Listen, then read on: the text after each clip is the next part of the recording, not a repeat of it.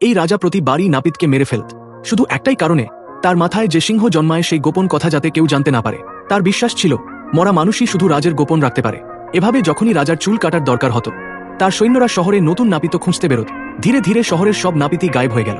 আবার রাজার চুল কাটার দিন এসে গেল, কিন্তু রাজ্যে কোনো নাপিতই আর বেঁচে ছিল না। সৈন্যরা এদিক ওদিক নাপিত খুঁজছিল। ঠিক তখনই তাদের চোখে পড়ল এক গরিব ছেলে। তারা তাকে ধরে নিয়ে গেল। ছেলের বুড়ি মা কিছুতেই এটা সহ্য করতে পারছিল না, কিন্তু কিছু করার ক্ষমতা তার ছিল না। শেষে মা ছেলেকে 3টা লিট্টি দিল আর বলল, পথে খিদে পেলে খেয়ে নেবে। সৈন্যদের সঙ্গে ছেলেটি দ্রুতই প্রাসাদে পৌঁছাল এবং উঁচু সিংহাসনে বসা রাজার সামনে হাজির হল।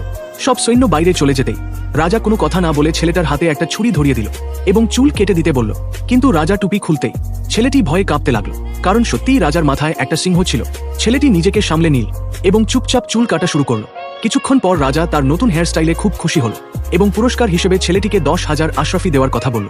রাজা বলল, যাও, পাশে রাখা বাক্স থেকে পুরস্কার নিয়ে নাও। ছেলেটি বাক্স খুলতে ঝুঁকতে রাজা তাকে ধাক্কা দিয়ে ফেলে দিল। বাক্সে কোনো সোনা ছিল না, বরং নিচে ছিল গভীর খাই, যার মধ্যে এক ভয়ঙ্কর নদী প্রবাহিত হচ্ছিল। ছেলেটি সামলাতে পারেনি এবং সোজা নদীতে পড়ে গেল। রাজা ভেবেছিল ছেলেটি মারা গেছে, কিন্তু কালী মাই আর বর্ম বাবার কৃপায় সে কোনোভাবে বেঁচে গেল। হুঁশ ফিরতেই সে দেখল চারদিকে শুধু হাড়ের স্তূপ। ছেলেটি সঙ্গে সঙ্গেই বুঝল এই জায়গাটা খুবই বিপজ্জনক। ঠিক তখনই হাড়ের স্তূপের নিচ থেকে আওয়াজ এলো। ভয়ে ছেলেটি 2-3 কদম পিছিয়ে গেল। তার সামনে উপস্থিত হল 1000 বছরের পুরনো বিশাল লেভায়াথান। ছেলেটি ভয় না পেয়ে দ্রুত বাঁশি বের করল এবং নাগিন সুর বাজাতে শুরু করল। অজগর সেই সুরে মুগ্ধ হয়ে নাচতে লাগলো। তারপর ছেলেটি তাকে একটি লিট্টি দিল, কারণ চাইনি যে তো সেই প্রবাদ আছে, Sing Sing link ping ding ding লাওয়ানিন ভোজ।